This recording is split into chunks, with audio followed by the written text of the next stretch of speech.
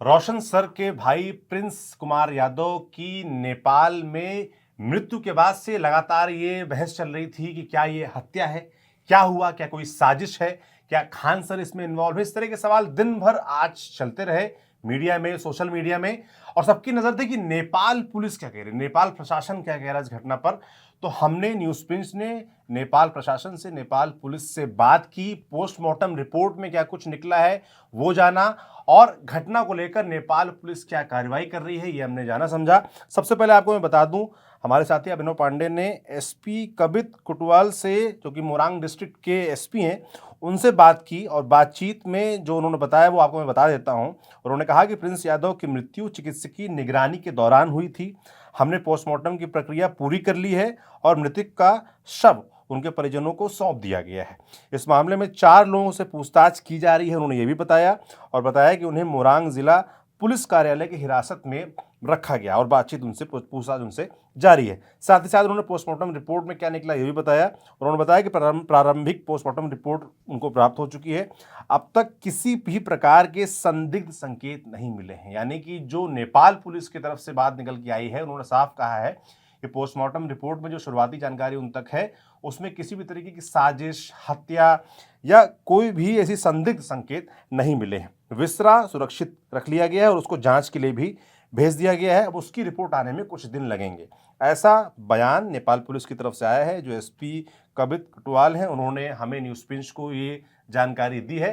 तो जो घटना को लेकर दिन भर कयास लगाए जा रहे थे, और ये नेपाल पुलिस की तरफ से जो बयान आया है, मुझे लगता है थोड़ा उसमें रोक लगेगी। अब विसरा के बाद क्या निकल के आता उस पर हमारी नजर बनी रहेगी, मगर दिन भर जो हुआ इस घटना के बाद से वो भी थोड़ा आपको बता देते हैं। मेरे साथी सूरज हमारे साथ हैं, जो कि दिन भर इस खबर पर नजर बनाए हुए थे।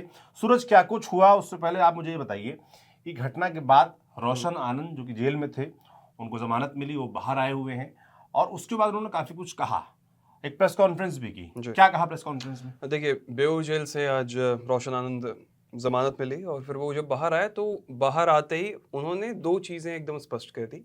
नंबर 1 कि उनकी जो भाई की हत्या हुई, उसमें फैज़ल खान उन्होंने नाम लिया, खान सर उन्होंने नहीं किया, कोट एंड कोट हम कह रहे हैं। फैज़ल खान ने मेरे भाई की हत्या की और किसान कोल्ड स्टोरेज के फाउंडर, अब ये कौन है, इसके बारे में अभी तक पूरी विस्तृत जानकारी आई नहीं है कि क्यों उन्होंने इनका आरोप लगाया। तो इन दोनों ने मिलकर मेरे भाई की हत्या की है, हत्या की साजिश की है। इसके बाद ये थोड़ा 1.5-2 मिनट बाद वो चले गए वापस से मीडिया को बाइट देके मुसल्लमपुर हाइट, जहाँ पे जो पूरा एक कहें कि पूरा संस्थान है बच्चों का, और वहाँ पे जाके फिर उन्होंने बाज़ाब्ता प्रेस कॉन्फ्रेंस की और प्रेस कॉन्फ्रेंस में उन्होंने सबसे पहले तो ये कहा कि उन्हें मारने की साजिश की गई जेल में 2 मर्तबा, और 2 गार्ड्स पे उन्होंने बताया कि 2 गार्ड्स जो थे वो लगातार उन्हें मारने का प्रयास कर रहे थे। रोशन सर ने खुद की जी, हत्या होने की जी, बात कही कि जी। उसकी साजिश रची जा जी, रही है। जी, जी। उनको जेल में उनकी हत्या करने का प्रयास किया गया और 12 तारीख को उन्होंने कहा कि 12 तारीख को उन पर समझौते कि आप खान सर और जो वाला जो विवाद है, उसपे समझौता कर लीजिए। 12 तारीख का उन्होंने ज़िक्र किया कि 12 जून को मेरे साथ इस तरह की चीज़ें हुईं। इसके बाद उन्होंने ये कहा कि करोड़ों रुपए खान सर ने बिहार पुलिस को खिलाए हैं। हालाँकि इसमें एक चीज़ ये भी आपको ध्यान रखना होगा कि उन्होंने ये कहा कि जेल प्रशासन ने उनकी जान बचाई है। ठीक है, रोशन चंद ने। लेकिन उन्होंने ये कहा कि जेल के बाहर खान सर को गिरफ्तार नहीं किया गया, मुझे 24 घंटे के अंदर गिरफ्तार कर लिया गया। अभी तक खान सर की गिरफ्तारी नहीं हुई है। यानी खान सर ने करोड़ों रुपए पुलिस प्रशासन को खिलाए हैं और इसी कारण ऐसा रोशन आनंद का, रोशन हाँ सर जी, का आरोप है। आरोप है। उन्होंने ये बात कही और इसके बाद उन्होंने बोला कि जो मेरे भाई की जो हत्या हुई है, कोट एंड कोट, वो भी हम कह रहे हैं, और उन्होंने इस बात से बिल्कुल साफ इनकार किया कि उनके भाई की मृत्यु जो है वो ऐसे उन्होंने संदिग्ध बताया अपने भाई की मृत्यु के। उसके बाद उन्होंने ये कहा कि इस पे जो है जांच होनी चाहिए, और इसके बाद उन्होंने एक और कोट एंड कोट हम बहुत बता रहे हैं, उन्होंने कहा मैं सनातनी हूँ और मेरा धर्म किसी को मारना नहीं सिखाता है। तो यहाँ पे जो हिंदू मुस्लिम वाला जो विवाद लगातार आप देख रहे हैं कि खान सर को फैजल खान बताना और रोशन सर को एज अ हिंदू ट्रीट करना, तो वहाँ पे जो रोशन सर जेल से निकलते ही उन्होंने एक तरह से इसकी ओर इशारा किया कि खान सर को खान सर ना पुकारना। यानी कि आप याद करें, जब रोशन सर को जेल हो रही थी, उस दौरान जो उनका बयान था, उन्होंने खान सर ही बुलाया था। लेकिन जेल के निकलने के बाद जिस तरह की मीडिया रिपोर्ट्स आ रही हैं, उसको ही उन्होंने ट्वीट किया और फिर फैजल खान उन्होंने बोला है। तो ये सारी चीज़ें उन्होंने प्रेस कॉन्फ्रेंस में बोली कॉन्फ्रेंस में हैं। और कुछ कहा, आप थोड़ा बाइट्स में सुन लीजिए। जी। क्या किया गया? जेल में जो दोनों गार्ड थे रोशन, वो दोनों गार्ड ने कितनी बार आप पर दबाव बनाया? हमारे ऊपर 13 तारीख से पहले 13 तारीख से पहले 12 तारीख 13 तारीख पर 12 और 13 तारीख को लगभग 5 से 7 बार हमारे ऊपर दबाव बनाया गया समझौता करने के हमला लिए। करने की भी कोशिश हुई जेल में। हमला करने की भी कोशिश की हमारे ऊपर जेल में, हमारी हत्या की पूरी साजिश रची गई थी, लेकिन जेल प्रशासन के सहयोग की वजह से मैं बच कर आ पाया। रोशन सर की विवाद आखिर क्यों हुआ? लगातार कहा जा रहा है कि आपके गार्ड ने उन लोगों को मारा पीटा, आपके लोगों ने उनको मारा पीटा। देखिए होता क्या है, जब आप यहाँ हैं, आप यहाँ हैं तो यहाँ फैजल यहाँ है, रोशन यहाँ है, लेकिन रोशन जब ऊपर उठ रहा है ना, क्योंकि रोशन पढ़ाता है, क्योंकि रोशन सुबह में 8:30 बजे से लेकर रात में 9:30 बजे तक मैसेज करके पढ़ाता है। फैजल खान पढ़ाता नहीं है, फैजल खान पढ़ाता नहीं है, फैजल खान सुबह से लेकर शाम तक सिर्फ षड्यंत्र करता है, षड्यंत्र करता है। और फैजल के सामने रोशन आगे बढ़ रहा था, इसी वजह से साजिश करके जो है इस प्रकार की घटना को अंजाम दिया गया है। और घटना की अगर हम बात करें, घटना की जांच पटना पुलिस को करना चाहिए अच्छे से। मैं पटना पुलिस का सहयोग करने के लिए पूरी तरीका से तैयार हूं, लेकिन फैजल खान ने पटना पुलिस को सहयोग नहीं किया है। लेकिन फिर भी पटना पुलिस को फैजल खान ने गुमराह किया है, लेकिन फिर भी पटना पुलिस उसके साथ है। लेकिन हम सनातनी हिंदू हैं, हमें अपने धर्म में सत्यवादिता, मृदुता, साधुता पढ़ाया जाता है और मैं सत्य के साथ रहूंगा। हमें अपने धर्म में किसी को मारने के लिए नहीं पढ़ाया जाता है। हम सत्य और अहिंसा के साथ हैं, सत्य और अहिंसा के साथ हम अपनी लड़ाई लड़ेंगे। और हम फिर से कहना चाहते हैं कि आप सभी विद्यार्थी भी सत्य और अहिंसा के साथ क्या करेंगे? आगे क्या करेंगे?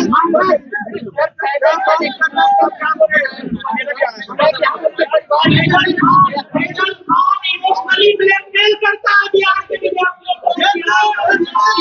इमोशन में बह जाता है। मैं रिक्वेस्ट करना चाहता हूँ भाई, आप इमोशन में ना बहे, आप इमोशन में ना बहे। हम रिक्वेस्ट करना चाहते हैं विद्यार्थियों को, आप इमोशनली ब्लैकमेल ना हो। रोशन एक सवाल, आप क्या मांग कर रहे हैं सरकार से? मैं सरकार से 2 मांग करना चाहता हूँ, घटना की सीबीआई जांच हो, और दूसरी मांग हमारी ये है कि उच्च स्तरीय टीम गठित करके हमारे भाई का पोस्टमार्टम करते।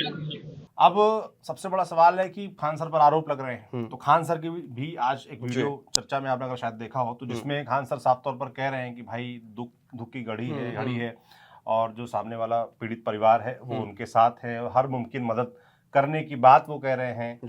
पर विवाद थमने का नाम नहीं ले रहा है और आप देख ही रहे हैं कि बिहार में, पटना में सड़कों पे तमाम छात्र लगातार आंदोलन कर रहे थे, खासतौर पर रोशन सर के लिए कि भाई उनकी रिहाई हो।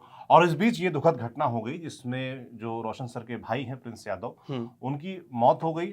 मौत के बाद तमाम आरोप देख रहे हैं आप, लग ही रहे हैं, जिसमें सफाइयां भी आ रही हैं। और सबसे ज़रूरी पक्ष इसमें यह था कि भाई नेपाल पुलिस जहां पर ये घटना हुई वो क्या कह रही है। तो नेपाल पुलिस ने साफ तौर पर जो पोस्टमार्टम रिपोर्ट हमने आपको बताया उसमें बताया कि किसी भी प्रकार के संदिग्ध संकेत उसमें अभी तक नहीं मिले हैं। अब विसरा उसकी जांच होगी, उस जांच में क्या निकलता है इस पर सबकी नजर रहेगी, मगर पॉलिटिक्स लगातार इस पूरे मसले को लेकर जारी है। हम शुरुआत से अपील इस बात की कर रहे हैं कि भाई 2 शिक्षक हैं वो ना लड़ें, उनके आपस में विवाद ना हो, उनके जो स्टूडेंट्स हैं वो आपस में बयानबाजी बहसबाजी ना करें, सड़क पर उतरने की नौबत उनकी ना है, तो ये ज़्यादा अच्छा माहौल रहेगा। मगर चीज़ें लगातार मैं देख रहा हूँ बढ़ ही रही हैं सूरज जी। बिल्कुल बिल्कुल। और अब देखोगे कि तो खान सर का भी एक बयान आया था जिसमें उन्होंने ये बिल्कुल क्लियर किया, जैसे बहुत सारे सोशल मीडिया पे आरोप लग रहे थे, जैसे तेज प्रताप यादव जो उन्होंने आरोप लगाया कि साहब ये खान सर ने मरवाया है। दूसरा रोशन आनंद सर को देख लीजिए, तो सोशल मीडिया पे जितने समर्थक थे उन्होंने खान सर को घेरना शुरू किया। तो खान सर का एक बयान आया कि मैं क्यों मरवाऊंगा। उसके बाद उन्होंने एक बाकायदा एक वीडियो जारी की और उसमें कुछ क्लिप्स उन्होंने यूज़ किए, जैसे जो प्रिंस यादव का जो एक दोस्त था अंकित, तो वो ये कह रहा है कि वो लगातार दवा के सेवन पे था और जब उसकी मृत्यु हुई इससे 1 रात 1.5 रात पहले वो दवा खा के सोया था। तो बार बार अंकित मेंटल इशू, मेंटल इलनेस का जिक्र कर रहा था, जिसपे जो नेपाल पुलिस है उन्होंने ये कहा था कि उनके यहाँ से मिर्गी की दवाइयाँ निकली थी और वो मिर्गी की दवा सेवन करते थे और भी बहुत सारे, और उसको नींद नहीं आ रही थी। अंकित ने ये कहा कि ये लगातार दवा खा रहा था, तो हमें लगा कि वो सोया हुआ है। लेकिन बहुत देर बाद जब हलचल नहीं दिखी तो उसके बाद फिर हमें लगा कि उसकी तबीयत बिगड़ी है और हम उसे हॉस्पिटल लेके गए। तो इन तमाम क्लिप्स का खान सर ने उपयोग किया है और खान सर ने ये कहने का प्रयास किया है कि वो पहले से ही बीमार चल रहा था और ये हत्या नहीं है। उन्होंने पूरा ये बात बोली है कि ये हत्या नहीं है, पहले से बीमार चल रहा था और उसी दौरान उसकी मृत्यु हुई है। बिल्कुल, तो ये हत्या है नहीं है ये बताना ना खान सर का काम है, ना ही रोशन सर का काम है, और ना ही जो सोशल मीडिया पे दोनों ही टीचरों के जो समर्थक हैं, जो बच्चे हैं, उनका काम है। ये काम है सरकार का, प्रशासन का, पुलिस का, नेपाल पुलिस का। वो अपना काम कर रहे हैं और जो चीज़ें निकल कर आ रही हैं वो हमने आपको बताने की इस पूरे वीडियो में कोशिश की।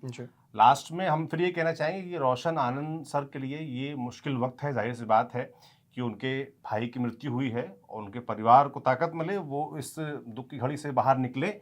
और अंत में फिर हम यही कहेंगे, भाई की शिक्षक हैं, शिक्षक की तरह बर्ताव सब लोग करें, और टीचर्स दोनों ही जो झगड़ा है वो जितनी जल्दी खत्म हो सके उतना अच्छा है। बिहार के नौजवानों के लिए भी, जो दूर दराज से आते हैं, सपना लेकर आते हैं कि सरकारी नौकरी या कोई नौकरी मिलेगी, उसके लिए मेहनत करते हैं। अगर वो अपने दो जो सबसे चर्चित बिहार के पटना के टीचर्स हैं उनको ऐसे लड़ते झगड़ते देखेंगे तो अच्छा संकेत लगातार नहीं जा रहा है। उनके लिए भी अच्छा नहीं है, बच्चों के लिए भी अच्छा नहीं है, इन दोनों टीचरों के लिए भी अच्छा नहीं है। तो ये जल्दी निपटे, हम ऐसी आशा करेंगे। बाकी जो जांच पड़ताल फिलहाल अभी तक निकला वो आपको हमने बताया।